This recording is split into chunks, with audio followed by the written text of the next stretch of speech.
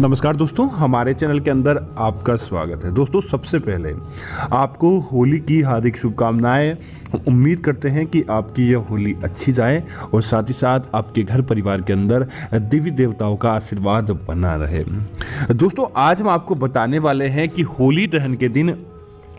राख के कुछ ऐसे उपाय किए जाते हैं। अगर कोई व्यक्ति इन राख के उपाय को कर लेता है तो उसके जीवन भर उसे किसी चीज़ की कमी नहीं रहती है, जिसका कारण दोस्तों होता है कि जब होलिका दहन की इस राख को, इस अग्नि को जलाया जाता है तो दोस्तों ये साधारण अग्नि नहीं होती है। इसके माध्यम से हमें कई सारे फायदे मिलते हैं। इसीलिए दोस्तों, धुलंडी से पहले जब होलिका दहन होता है उस समय आपको ये उपाय करना चाहिए। दोस्तों, यही राख होती है जिसके अंदर भक्त प्रहलाद बच जाते हैं, लेकिन होलिका का दहन हो जाता है।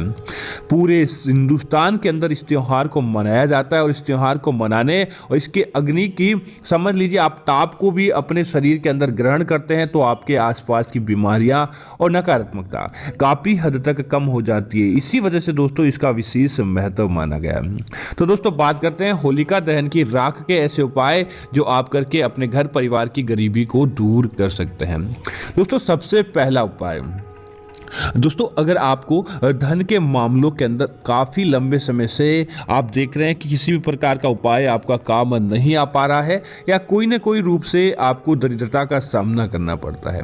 और आप चाहते हैं इन सारी चीज़ों से आपको छुटकारा प्राप्त हो जाए, तो दोस्तों ये उपाय विशेष तौर से आपके लिए ही है। आपको क्या करना चाहिए कि जब भी होलिका दहन हो तो पहले तो आपको क्या करना चाहिए कि होलिका दहन के अंदर अपने घर से एक मुट्ठी गेहूं के आपको दाने लेकर आना चाहिए। दोस्तों, उस एक मुट्ठी गेहूं के दानों को अपने हाथ के अंदर ही लेकर आएं और जब होलिका दहन होता है तब चुपचाप बिना किसी से बात किए होलिका दहन के अंदर वह गेहूं के दाने आपको डाल देने चाहिए। जिससे क्या होता है दोस्तों, अगर आपके घर के अंदर सकारात्मकता या नकारात्मकता या नज़र दोष किसी भी प्रकार की कोई चीज़ होती है तो वो आपके साथ आती है आपके अनाज के माध्यम से और उस होली के अंदर जलकर समाप्त हो जाती है। दोस्तों, ध्यान रहे कि सकारात्मकता या अच्छी चीज़ें तो नहीं बल्कि नकारात्मक चीज़ें सारी की सारी जलकर समाप्त हो जाती हैं।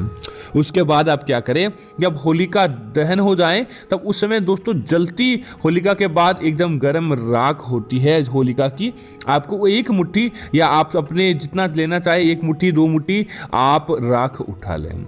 उठाने के तत्पश्चात आपको पहला काम यही करना है, इसे अपने घर के अंदर लेकर आना है और घर के अंदर लेकर आने के बाद एक लाल पोटली के अंदर आपको इस राख को बांध कर रखना है। दोस्तों, इस बात का ध्यान रखें, लाल पोटली के अलावा आपको, क्योंकि दोस्तों धन प्राप्ति के लिए लाल पोटली चुंबक की तरह कार्य करती है, लाल पोटली के अंदर इसे बांध कर रखें और इसे अपने घर के मुख्य द्वार पर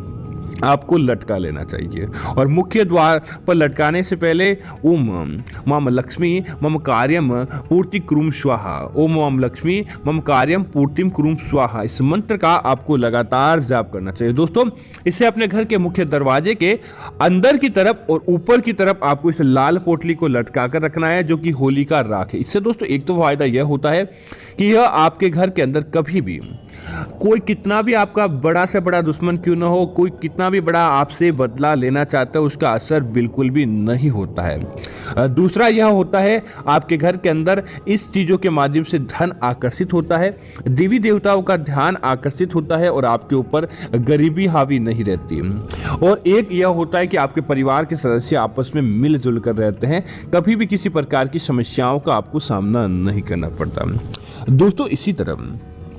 अगर आपका विवाह नहीं हो पा रहा है और विवाह हो या घर के अंदर किसी प्रकार का मंगल कार्य हो अटक चुका है या फिर गुरु ग्रह की कमजोर स्थिति के कारण आपके साथ लगातार ऐसा हो रहा है कि होली का मतलब समझ लीजिए कि आपकी जीवन की होली हो एक ही जैसी होती है और आप चाहते हैं आपका विवाह हो, आपको अच्छी संतान की प्राप्ति हो या पति पत्नी के मध्य परस्पर आपके प्रेम बना रहे,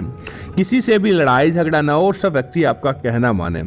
तब दोस्तों आपको क्या करना चाहिए, थोड़ा से इस उपाय के अंदर आपको बदलाव करना होगा। आपको एक बस पीला कपड़ा लेना, इस बात का ध्यान रखें। पीला कपड़ा लेने के बाद होलिका की राख आप उस कपड़े के अंदर डाल दें। उस राख के साथ ही दोस्तों आपको 2 या 4 चुटकी हल्दी उसके अंदर डाल देनी चाहिए और डालने के तत्पश्चात आप अपने घर की तरफ आ जाएं। घर की तरफ आने के बाद एक दीपक जलाएं और दीपक के अंदर भी आपको एक चुटकी उस तेल के अंदर हल्दी डाल देनी चाहिए, जिससे गुरु ग्रह बहुत ज़्यादा आकर्षित होता है, समय भी नहीं लगता है, उससे पहले ही आपकी किस्मत के अंदर गुरु ग्रह चमत्कारी स्थान पर होता है। ऐसा करने के बाद आप क्या करें, ओम श्रीम श्रीय नमः, ओम श्रीम श्रीय नमः या फिर ओम नमो भगवते वासुदेवाय नमः, इस मंत्र का लगातार जाप करें और उस पीली पोटली को जिसके अंदर आपने हल्दी की समझ लीजिए 2-4 चुटकी हल्दी डाली है, उसके ऊपर आपको 7 बार घुमानी है और 7 बार ही इस मंत्र का आपको जाप करना है।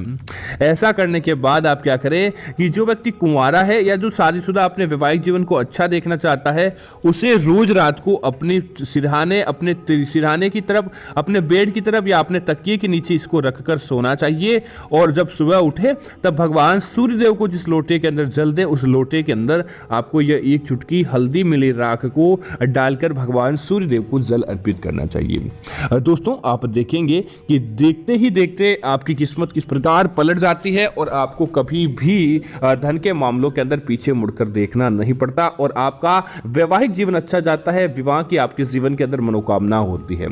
अब दोस्तों बात करते हैं कि होलिका की राख के साथ एक बहुत दिव्य चमत्कारी उपाय है, लेकिन दोस्तों इस बात का ध्यान रखिए कभी भी किसी का बुरा या कभी भी किसी का गलत करने के लिए अगर आप इस उपाय को करते हैं तो दोस्तों इस उपाय का आपको उल्टा फल भी भुगतना पड़ सकता है, इसीलिए आप अपने सही कामों के लिए इस उपाय का इस्तेमाल करें। दोस्तों आपको क्या करना है कि होलिका के दिन